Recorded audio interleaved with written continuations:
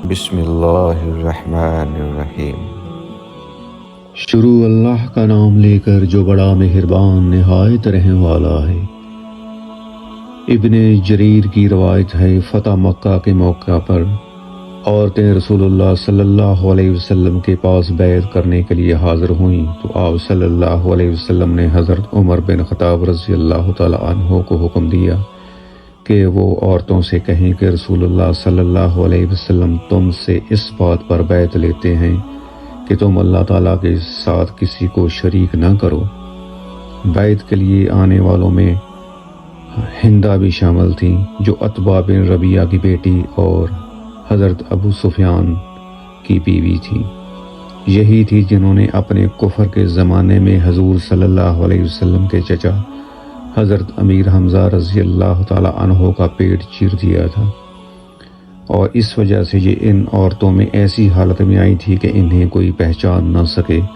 اس نے جب فرمان سنا تو کہنے لگی، میں کچھ کہنا چاہتی ہوں لیکن اگر بولوں گی تو حضور صلی اللہ علیہ وسلم مجھے پہچان لیں گے، اور اگر پہچان لیں گے تو وہ میرے قتل کا حکم دے دیں گے۔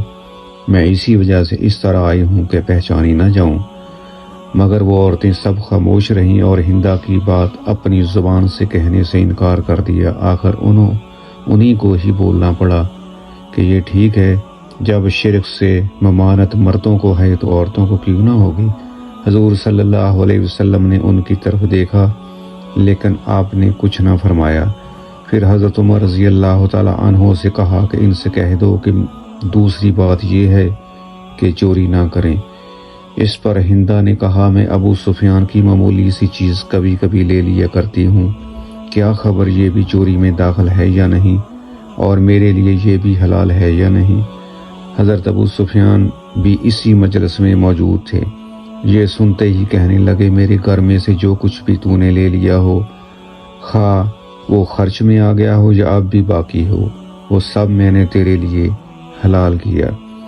اب تو نبی کریم صلی اللہ علیہ وسلم نے صاف پہچان لیا کہ یہ میرے چچا حضرت امیر حمزہ کی قاتلہ اور ان کے کلیجوں کو چیرنے والی اور جگر کو چبانے والی اور پھر اس کو چبا کر ڈرامہ کرنے والی ہندہ ہے۔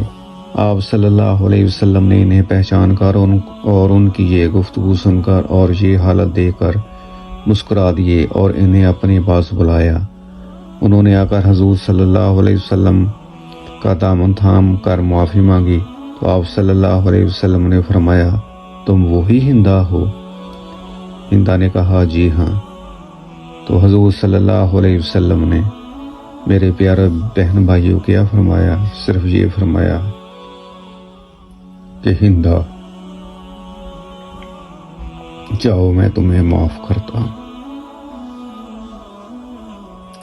اللہ تعالیٰ کی ہزاروں رحمتیں ہوں نبی کریم صلی اللہ علیہ وسلم پر، اور اللہ تعالیٰ ہمیں اپنے حضور محمد مصطفیٰ صلی اللہ علیہ وسلم کے نقش قدم پر چلنے کی توفیق عطا فرمائے۔ آمین ثم آمین۔